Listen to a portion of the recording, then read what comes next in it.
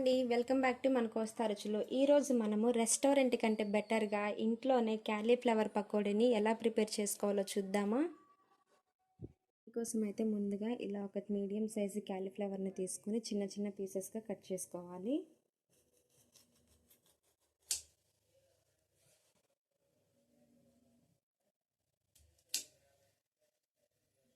ఇలాగ చిన్న చిన్న పీసెస్గా కట్ చేసుకున్న తర్వాత వీటిని హాట్ వాటర్లో వేసుకొని బాగా క్లీన్ చేసుకోవాలి.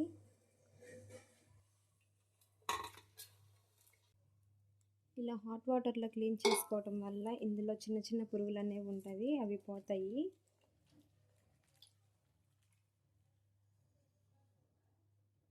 ఇలా క్లీన్ చేసుకున్న క్యాలీఫ్లవర్ ముక్కల్ని ఇప్పుడు ఒక బౌల్లోకి తీసుకోవాలి.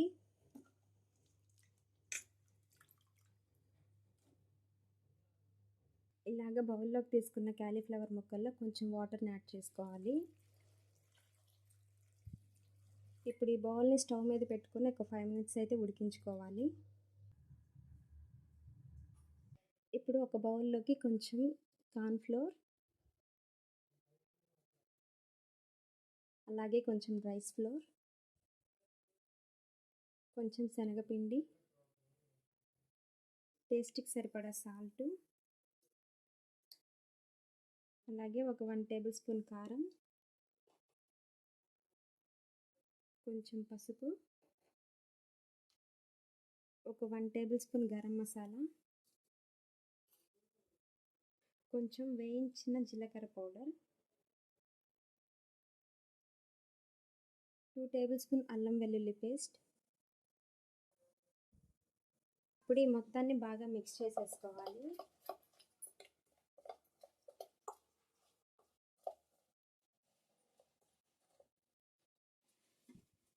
ఇలా మిక్స్ చేసుకున్న తర్వాత ఇప్పుడు ఇందులోకి కొంచెం వాటర్ యాడ్ చేసుకొని పకోడీ పిండిలాగా మిక్స్ చేసుకోవాలి.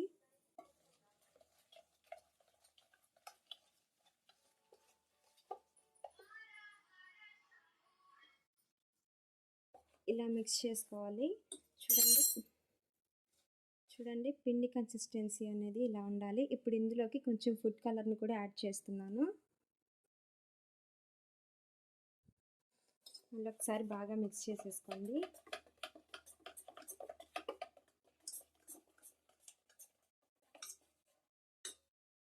ఇలా మిక్స్ చేసుకున్న పిండిలోకి మనం ముందుగా బాయిల్ చేసి పెట్టుకున్న క్యాలీఫ్లవర్ ముక్కల్ని కూడా యాడ్ చేస్తున్నాను. క్యాలీఫ్లవర్ ముక్కలకి పిండి బాగా పట్టే విధంగా బాగా మిక్స్ చేసుకోవాలి.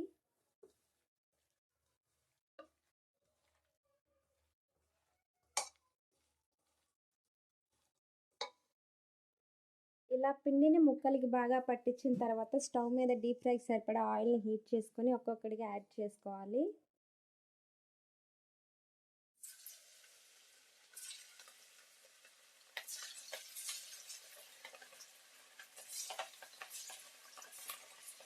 ఇలా యాడ్ చేసుకున్న తర్వాత స్టవ్ని మీడియం ఫ్లేమ్లో పెట్టుకొని గోల్డెన్ కలర్ వచ్చేంత వరకు ఫ్రై చేసుకోవాలి.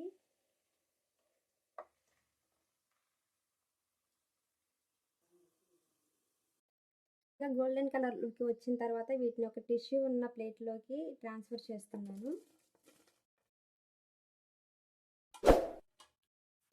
మిగిలిన వాటిని కూడా ఇలాగే వేసుకుందాము.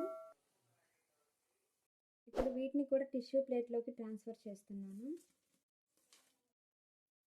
ఇప్పుడు నాకు ఇంకా కొంచెం పిండి మిగిలిపోయిందండి. అందులోకి కొంచెం క్యాషూ నట్స్, అలాగే ఒక 4 పచ్చిమిర్చిని ఇలా పొడవుగా కట్ చేసుకొని బాగా మిక్స్ చేస్తున్నాను. ఇప్పుడు దీనిని హీట్ అయి ఉన్న ఆయిల్లోకి వేసి బాగా ఫ్రై చేసుకుందామండి.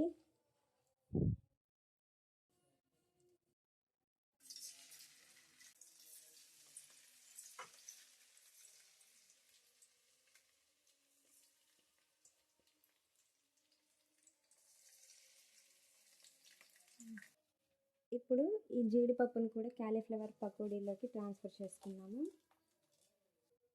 ఇంకింతే ఫ్రెండ్స్, ఎంతో యమ్మీగా క్రిస్పీగా క్యాలీఫ్లవర్ పకోడీ అయితే రెడీ అయిపోయింది. మీరు కూడా ట్రై చేయండి. ఎలా వచ్చిందో నాతో అయితే షేర్ చేసుకోండి. అంతకంటే ముందుగా మీరు ఈ వీడియోని లైక్ చేయండి, షేర్ చేయండి. మన ఛానల్ని ఎవరైనా ఫస్ట్ టైం చూస్తున్నట్లయితే సబ్స్క్రైబ్ చేసుకోవటం మాత్రం మర్చిపోకండి. Thanks for watching.